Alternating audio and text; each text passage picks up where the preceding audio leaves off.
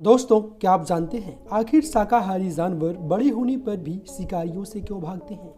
आखिर वो कौन सा रहस्य हो सकता है जिस चीज को जानना बेहद जरूरी है? शाकाहारी जानवर बड़े होने पर भी शिकारियों से क्यों भागते हैं? ये सवाल हमारे दिल में हमेशा उठता रहता है, लेकिन दोस्तों यह पूरी तरह से सच नहीं है। शेर अक्सर बड़े शाकाहारियों जानवर द्वारा घायल हो जाते हैं।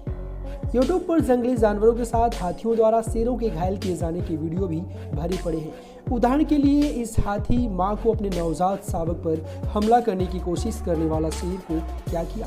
ये शेर भैंसों के झुंड पर हमला करने आया था। शाकाहारी जंतु दो पाचक तरीकों से सेलुलोज का लाभ उठाने में सक्षम होते हैं। इनमें से एक यांत्रिक पाचन है जो इस उद्देश्य के लिए अपने विशेष दांतों के कारण होता है। उनके दांतों का आकार सपाट होता है जो उन्हें पौधों को कुचलने की अनुमति देता है।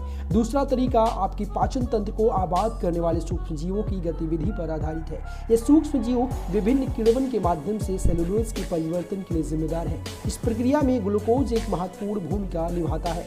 दोस्तों, शाकाहारी जानवर बड़े होने पर भी शिकारियों से इसीलिए भागते हैं क्योंकि जब वो छोटे होते हैं तब भी उनके माँ बाप उनको यही आदत डालते हैं, क्योंकि ये जानवर अपने प्राकृतिक स्वभाव से स्वतंत्रता को पसंद करते हैं और इससे उन्हें खुले मैदान में भ्रमण करने और अपनी जंगली जीवन शैली को जीने का मौका मिलता है।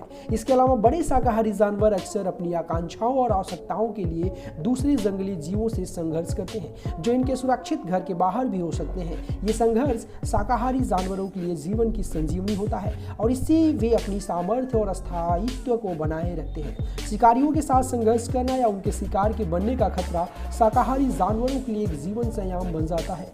इन जानवरों का नियमित रूप से शिकारियों से संघर्ष करने में उन्हें उनके स्वभाव के अनुरूप जीवन जीने में मदद मिलती है और उससे उनके जीवन काल का भी लंबा होना स्वाभाविक है। दोस्तों, शाकाहारी जानवरों का संरक्षण एक महत्वपूर्ण मुद्दा है जिसे ध्यान में रखना बेहद आवश्यक है। इन जानवरों के प्राकृतिक आवासों के नष्ट होने से उन्हें खतरा होता है और इससे उनका संख्या कम होता जाता रहता है।